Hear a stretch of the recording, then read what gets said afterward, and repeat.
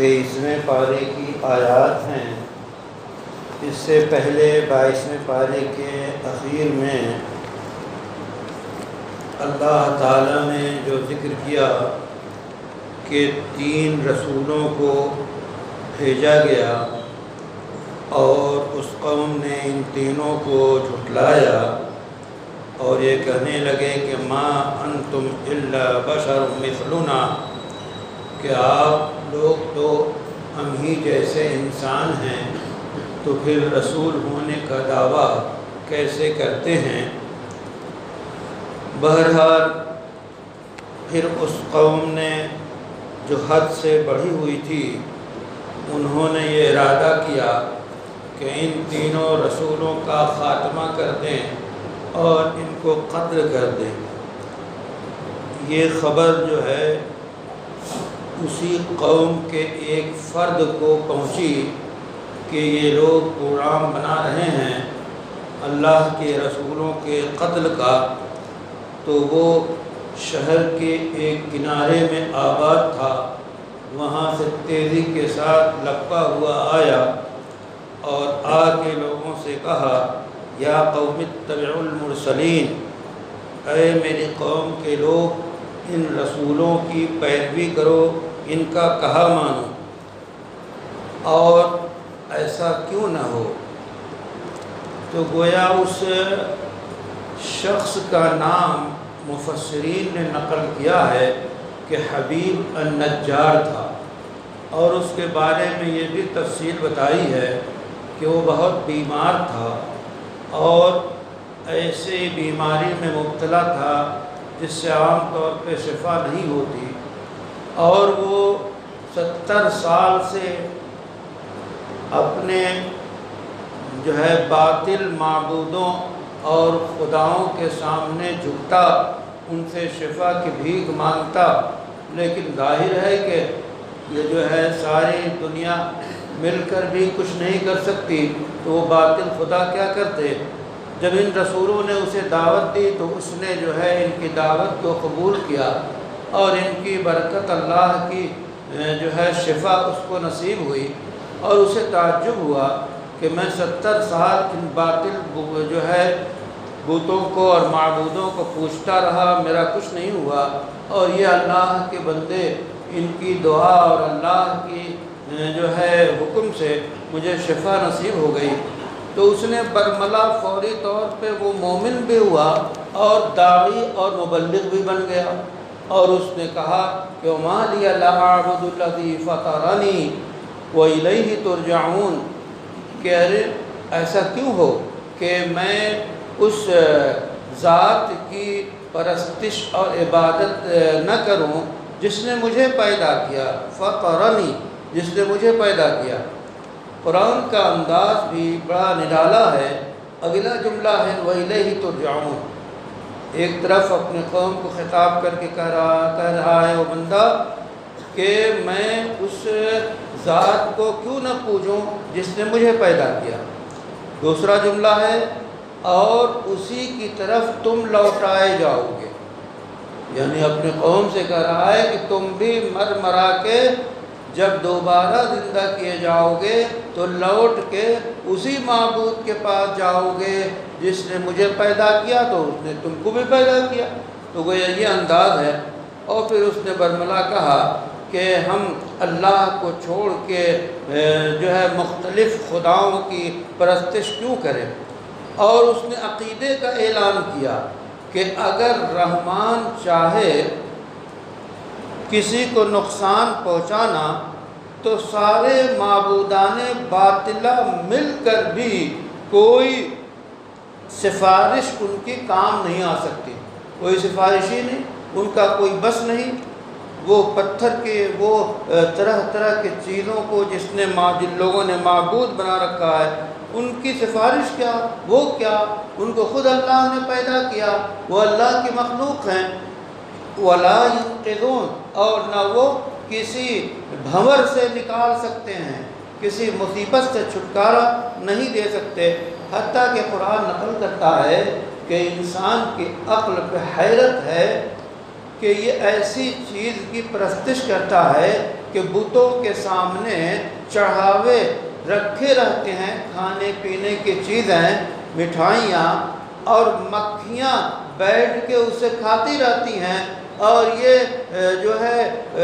بت اور یہ جو ہے ناحق خدا جو ہیں، یہ ان مکھیوں سے اپنی خوراک کو بھی نہیں چھین سکتے، ان مکھیوں کو بھی نہیں ہٹا سکتے۔ یہ تو ان کا لچر پن ہے، یہ ان کی حیثیت ہے، تو تم کیسے ان کو پوچھتے ہو؟ وہ تمہیں کیا دیں گے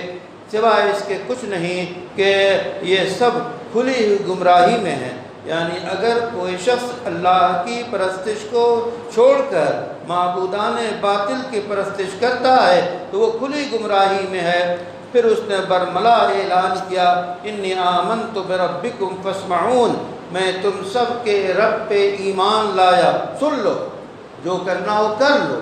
میں اب تم سب کے رب پہ ایمان لایا۔ اس کے بعد واقعہ پیش آتا ہے کہ ان کی قوم نے اسے قتل کر دیا، شہید کر دیا، تو اس سے کہا گیا اللہ کی طرف سے ادخل الجنہ، جنت میں داخل ہو جاؤ، اور اس نے پیغام کو اللہ کی طرف سے عام کر دیا گیا، یا لیت قومی یعلمون، اے میرے قوم کے لوگ، کاش کہ تمہیں پتہ چل جاتا کہ جو میں ایمان لایا اور اللہ کی طرف بلانے لگا، اللہ نے اس کے بدلے میری کیسی مغفرت فرمائی، مجھے بخشا، وجعلنی من المکرمین، اور میرا شمار معززین میں کیا، انعام و اکرام پانے والوں میں کیا۔ اور پھر اللہ تعالیٰ فرماتے ہیں کہ ہم کسی قوم پہ جو ہے آسمان سے جب لشکر کو اس کے بعد نازل کرتے ہیں تو ہم جو ہے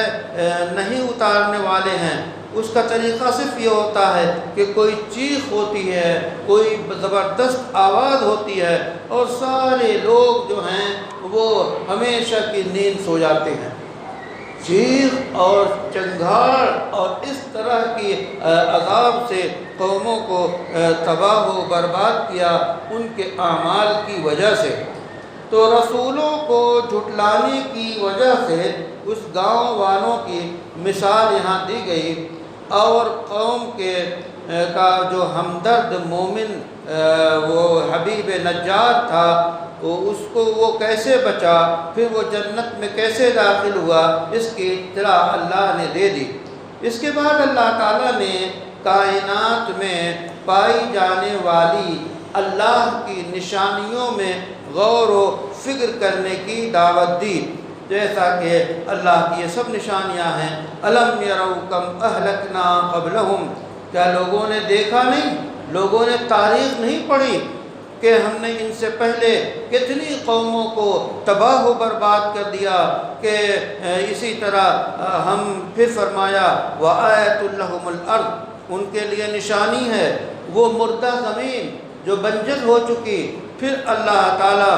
احییناہا، ہم نے اس زمین کو زندہ کر دیا، یعنی بارش برسائی، اس بارش کی وجہ سے کھیتی لہلہا اٹھی، اور ہم اس سے اناج نکالتے ہیں، اور اس اناج کو یہ لوگ کھاتے ہیں، اور اس میں ہم نے باغات رکھے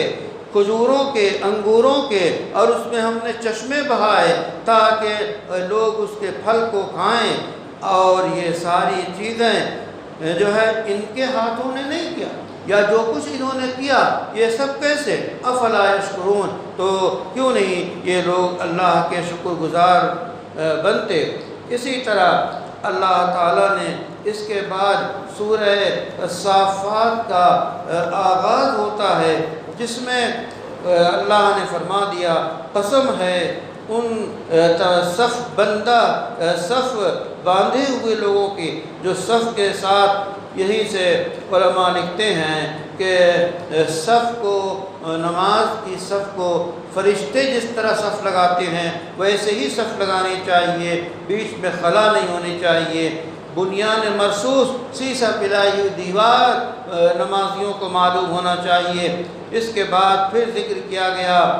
دوبارہ زندہ کیے جانے کا، بدلے کا، سزا کا، اور مومنوں کو ملنے والی نعمتوں کا، اسی طرح جھٹلانے والوں کو جو سزا دی جائے گی اس کا تذکرہ کیا گیا۔ اس کے بعد اللہ تعالیٰ نے جنتیوں اور دوزخیوں کے ایک دوسرے کے ساتھ بات چیت کا ذکر کیا۔ اس کے بعد اللہ نے یہ بھی فرما دیا کہ برے ہم نشینوں سے بچنا چاہیے، ورنہ برے ہم نشینوں کے برے اثرات پڑتے ہیں۔ رسول اللہ صلی اللہ علیہ وسلم نے اس سلسلے میں بڑی وقی مثال بیان کی ہے کہ یہ سمجھیے اچھے اور برے ساتھی کی کہ اگر آپ کسی عطر فروش کے ہاں جا کے بیٹھتے ہیں تو یا تو آپ عطر خریدیں گے یا وہ خود سے آپ کو جو ہے ایک آدھ پھاہا لگا دے گا خوشبو کا، یا کم سے کم اس کے دکان کے عطر کی خوشبو آپ کے نتنوں سے ٹکرائے گی، دماغ کو معطر کر دے گی۔ یہ اچھے ساتھی کا کم سے کم جو ہے درجہ ہے۔ اور اسی طرح برے ساتھی کی مثال دی ہے کہ کسی بڑھئی یا لوہار کے یہاں آپ چلے جائیں، وہاں اس کی بھٹی چل رہی ہو، آگ دہک رہی ہو اور وہاں آپ بیٹھے تو کچھ نہ صحیح ہو سکتا ہے کہ چنگاری آپ کے کپڑے کو جلا دے، کچھ نہ صحیح اس کی بدبو دھواں جو ہے آپ کے نتنوں سے ٹکرائے گا، آپ کے دماغ کو جو ہے وہ پریشان کر دے گا۔ تو ہمیشہ کونوا مع الصادقین، اچھے اور سچے لوگوں کے ساتھ رہیے، اچھے ساتھیوں کا انتخاب کیجئے۔ خاص طور پہ نوجوانوں کے لیے یہ بات بڑی اہم ہے کہ نوجوانوں پہ ہمیں اپنی نئی نسل پہ نگاہ رکھنی چاہیے، یہ کس سے ملتے ہیں، ان کے ساتھی کون ہیں، کن لوگوں کے ساتھ اٹھتے بیٹھتے ہیں، ان کے ساتھی نیٹ پہ کون لوگ ہیں، یہ کون سے پروگرام جو ہے دیکھتے ہیں، کن جو ہے ویڈیوز کو دیکھتے ہیں، کن چیزوں کو دیکھتے ہیں، اس پہ بڑوں کی نگاہ ہونی چاہیے۔ ان کے پیج کو، ان کے صفحات انٹرنیٹ کو جو ہے رفتہ کبھی کبھی چیک کرنا چاہیے کہ کن کن پروگراموں کو انہوں نے دیکھا ہے اور ان کی تربیت کا فریضہ انجام دینا چاہیے۔ اس کے بعد فرمایا کہ آپ کا رب بندوں کی دعاؤں کو بہترین طریقے پہ قبول کرتا ہے۔ خاص طور پہ اللہ کے نبیوں نے جو دعائیں کی ہیں وہ کتنی شاندار، جچے تلے، متواضع الفاظ میں اللہ سے دعائیں کی ہیں، جیسے کہ اللہ نے فرمایا وَلَقَدْ نَادَانَا نُوحٌ فَلَنِعْمَ الْمُجِيبُونَ، کہ ہمیں پکارا نوح نے سخت ترین حالات میں، اب ہم بہترین قبول کرنے والے ہیں۔ جب آگے بڑھتا ہے بندہ تو اللہ تعالیٰ اس کی طرف لپکتا ہے اور اس کی دعاؤں کو قبول کرتا ہے۔ تو دعاؤں کا سلیقہ انبیاء کرام کی دعاؤں سے سیکھنا چاہیے۔ اسی طرح پھر واقعہ حضرت ابراہیم و اسماعیل کا شروع ہوتا ہے کہ اللہ نے بڑھاپے میں اولاد دی، جب وہ اسماعیل ذرا سہارا بنے تو اللہ کی طرف سے آزمائش آ گئی اور انہیں ذبح کرنے کا، قربان کرنے کا حکم ہو گیا۔ دونوں باپ بیٹے تیار ہو گئے اور اپنی دانست میں سیدنا ابراہیم نے حضرت اسماعیل کے گلے پہ چھری پھیر دی، اللہ کی شان کے دمبا ذبح ہوا۔ تو یہ کتنی بڑی آزمائش ہے، لیکن یاد رکھیے گا یہ نبی کے ساتھ خاص ہے، نبی کو وحی کی گئی، سچی بات ہوئی۔ ایسا نہ ہو کہ کوئی بندہ اپنے بیٹے کی قربانی دینے لگے، جیسا کبھی کبھی واقعات اخبارات میں آتے ہیں کہ ایسی کوشش کی گئی، تو یہ سب گمراہی ہوگی، یہ غلط ہوگا۔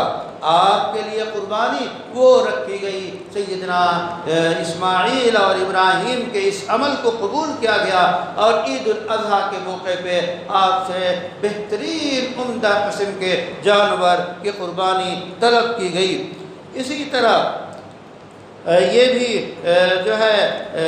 حقیقت مشرکوں کے شبہات کا ازالہ کیا گیا اور اس حقیقت کو بیان کیا گیا کہ اللہ ہی ہر حال میں اللہ کی مدد اور اللہ کی فوج غالب ہوتی ہے۔ اس کے بعد سورہ صاد کا ذکر ہے، سورہ صاد کا آغاز ہوتا ہے اور وہ بھی صاد والقرآن الذکر، صاد اس کی مراد کو اللہ جانتا ہے، والقرآن الذکر، قسم ہے اس قرآن کی جو نصیحت آمیز ہے، جو نصیحت بپا کرنے والا ہے، جس میں نصیحت بھری ہوئی ہے، اور جو لوگ قرآن سے فائدہ اٹھائیں گے، قرآن کی طرف آئیں گے تو قرآن انہیں فائدہ پہنچاتا ہے۔ اسی طرح یہ بھی بتایا گیا کہ اللہ تعالیٰ جو ہے جب ان انبیاء کو، اور خاص طور پہ انبیاء میں حضرت داؤد کو، پھر حضرت سلیمان کو، حضرت سلیمان کے تابع اللہ نے ڈھیر ساری مخلوقات کو کر دیا، ہوا کو کر دیا، جانوروں کی بولی وہ سمجھتے تھے، تو اتنی بڑی سلطنت، ظاہر ہے ایسا ملک، ایسی حکومت کسی کو نہیں ملی، جو ایسی حکومت ملنے کے باوجود اس نبی اور اس بندے میں تواضع اور انکسار تھا، اس شان و شوکت کے بعد بھی کبر و نخوت کا اظہار نہیں تھا۔ تو یہ انبیاء سے سیکھنے کی باتیں ہیں۔ تو انبیاء خاص طور پہ جب اللہ سے دعا مانگے ہیں تو ان کے سلیقے کو سیکھنا چاہیے، جیسا کہ حضرت یونس علیہ السلام نے، جب حضرت ایوب علیہ السلام جب بیمار ہوئے، اسی طرح حضرت یونس علیہ السلام جب مچھلی کے پیٹ میں گئے تو جن الفاظ میں انہوں نے دعائیں کی ہیں اللہ سے، اذ نادا ربہ انی مسنی الشیطان، کہ اے بار الہ، شیطان کے اثرات سے مجھے تکلیف اور سزا کا میں شکار ہو گیا، تو اللہ تعالیٰ نے ان کے حضرت ایوب کے مرض کو دور کیا اور انہیں باقاعدہ شفا دی، اور ان کے اہل و عیال کو لوٹا دیا، اور پھر انہیں ان کی مدد کی۔ تو یہ وہ سارے واقعات ہیں جن سے پرہیزگاروں، اور اسی طرح اللہ تعالیٰ نے سینکڑوں پرہیزگاروں کا، سینکڑوں شیطانوں اور بدکاروں کا اللہ نے ذکر کیا۔ اس ذکر سے کیا مراد ہے؟ تاریخ کو قرآن بار بار نقل کرتا ہے تاکہ لوگ دونوں کے انجام سے واقف ہوں اور اچھوں میں اپنا شمار کریں، اچھوں کی پیروی کریں اور اچھوں کی باتوں کو مان لیں۔ تو یہ بار بار قرآن جو ہے انبیاء کا ذکر کرتا ہے، انبیاء کے اوپر ایمان لانے والوں کا ذکر کرتا ہے، ان کے غالب آنے کا تذکرہ کرتا ہے، اور اس کے بعد جن لوگوں نے انبیاء کو جھٹلایا یا نیکوں کو ستایا ان کا تذکرہ کرتا ہے، تاکہ ان کے انجام سے باخبر ہو کر لوگ جو ہیں وہ اسلام کی طرف جو ہیں بڑھیں۔ اور پھر قرآن جو ہے، قرآن کی تاثیر نقل کرتا ہے کہ واقعی اگر قرآن کو دل سے پڑھا جائے تو دل کے رگ و ریشے منور ہو جاتے ہیں اور انسان کے رونگٹے کھڑے ہو جاتے ہیں اور اللہ سے وہ ڈرتا ہے، اور پھر وہ اللہ کی یاد کی طرف ان کے دل جو ہے جھک جاتے ہیں۔ تو یہ قرآن کے اثرات ہیں۔ حقیقت یہ ہے کہ یہی اللہ کی ہدایت ہے، اور وہی جسے چاہتا ہے ہدایت دیتا ہے اور جسے چاہتا ہے گمراہ کرتا ہے، اور اللہ کے علاوہ کوئی ہدایت دینے والا نہیں ہے۔ اس کے بعد اللہ نے بتایا وَلَقَدْ ضَرَبْنَا لِلنَّاسِ فِي هَذَا الْقُرْآنِ مِنْ كُلِّ مَثَلٍ، کہ ہم نے لوگوں کے لیے اس قرآن میں طرح طرح کی مثالیں بیان کی، کبھی کوے کی مثال بیان کی، کبھی کتے کی مثال بیان کی، کبھی مچھر کی مثال بیان کی، کبھی جو ہے مکھی کی مثال بیان کی، اور اسی طرح بڑی بڑی چیزوں کی مثال بیان کی۔ کس لیے؟ تاکہ لوگ ان مثالوں سے لعلہم یتذکرون، تاکہ لوگ نصیحت قبول کریں، درس عبرت لیں۔ اور پھر فرما دیا کہ اے اللہ کے رسول، آپ سے جو لوگ مطالبہ کرتے ہیں کہ آپ اگر اللہ کے رسول ہیں تو لائیے، کوئی سیڑھی لائیے، اور اسی طرح اور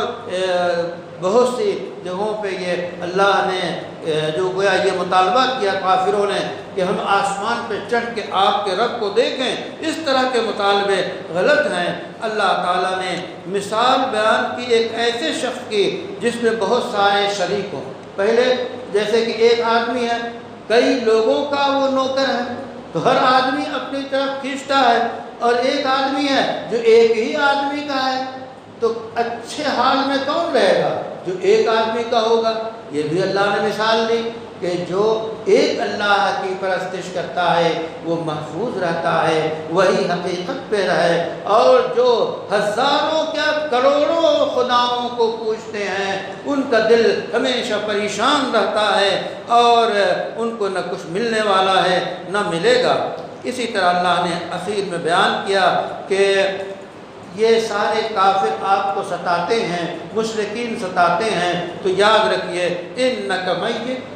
آپ کو بھی ایک دن اللہ کے پاس جانا ہے، موت آنی ہے، مرنے والے ہیں۔ وَإِنَّهُمْ مَيِّتُونَ، اور جتنے ستانے والے آپ کو اذیت دینے والے ہیں یہ بھی مرنے والے ہیں، ان کی بھی موت آئے گی، اور پھر قیامت کا دن بپا ہوگا، اس دن سب واضح ہو جائے گا، اور یہ کافر آپس میں لڑ رہے ہوں گے، ایک دوسرے کو کوس رہے ہوں گے کہ تم نے ہمیں گمراہ کیا، اگر تم نہ کہتے تو ہم یہ راستہ نہ چھوڑتے، ہم راہ حق پہ ہوتے، تو وہ آپس میں جھگڑ رہے ہوں گے۔ اسی طرح مومنین سے اور جنتیوں سے وہ اللہ کی نعمتیں مانگ رہے ہوں گے۔ یہ عجیب